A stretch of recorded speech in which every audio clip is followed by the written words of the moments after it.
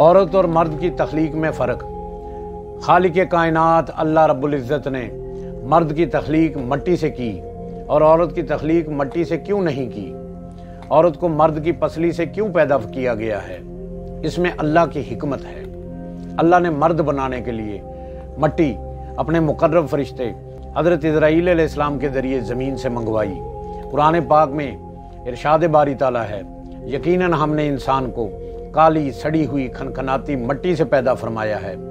روایات میں آتا ہے کہ جب اللہ پاک نے حضرت آدم علیہ نبینا علیہ الصلاۃ والسلام کو پیدا کرنے کا ارادہ فرمایا تو اسرائیل علیہ السلام کو حکم دیا کہ زمین سے ایک مٹھی مٹی لا۔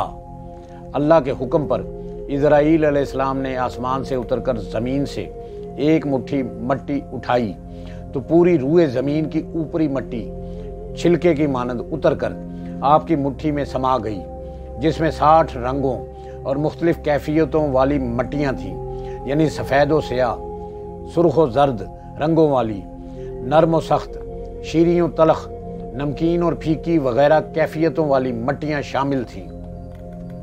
پھر کچھ عرصہ بعد اللہ رب العزت نے آدم علیہ الصلاۃ والسلام کی بائیں پسلی سے ایک عورت کو پیدا کیا جس کا نام حوا علیہ السلام رکھا۔ حضرت حوا علیہ السلام دنیا میں تشریف لانے والی پہلی عورت تھی۔ انسان اول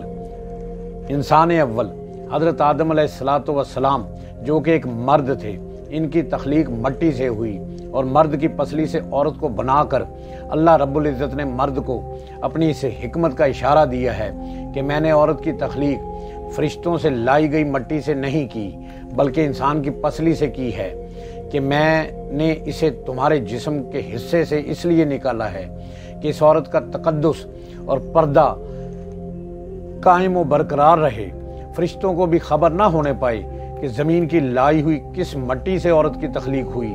یعنی عورت کے تقدس کی حد تو دیکھیں کہ فرشتوں سے بھی اس کی بناوٹ کا پردہ لازمی قرار دیا گیا ہے، اور پہلی عورت حضرت اماں حوا علیہ السلام اسی مرد یعنی حضرت آدم علیہ الصلاۃ والسلام کی پسلی سے نکلی، جس کی وہ منکوحہ کہلائیں، یعنی جن کے نکاح میں آئی ہیں۔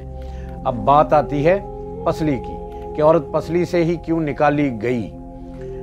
پسلی میں ٹیڑھا پن وہاں سے ملا نہیں، یہاں بھی حکمت سے خالی بات نہیں۔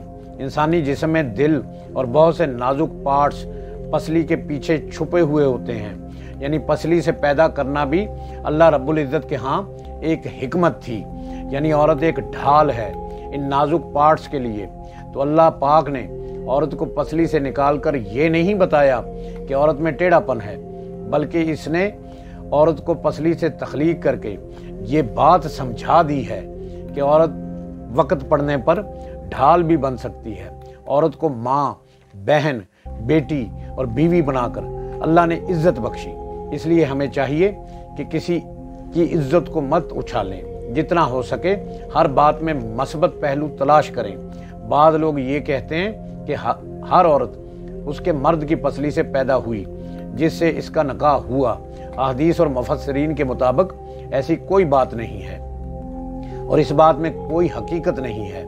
یہاں ایک اور بات بھی سامنے آتی ہے کہ مرد کی پسلیوں کی تعداد کم ہوتی ہے، اسی وجہ سے کہ مرد کی پسلی سے عورت پیدا کی گئی ہے، اور یہ بات بھی غلط ہے اور سچ نہیں۔ میڈیکل سائنس کے مطابق لوگوں کی اکثریت کے پاس پسلیوں کی 12 سیٹ یعنی 24 پسلیاں ہیں، چاہے ان کی جنس مرد ہو یا عورت، لہذا مرد اور عورت کی پسلیوں کی تعداد برابر ہی ہوتی ہے، مگر بعض حالات کے ساتھ یا اگر کوئی شخص میڈیکلی انفٹ ہے تو اس کی پسلیوں کی تعداد کم یا زیادہ ہو سکتی ہے۔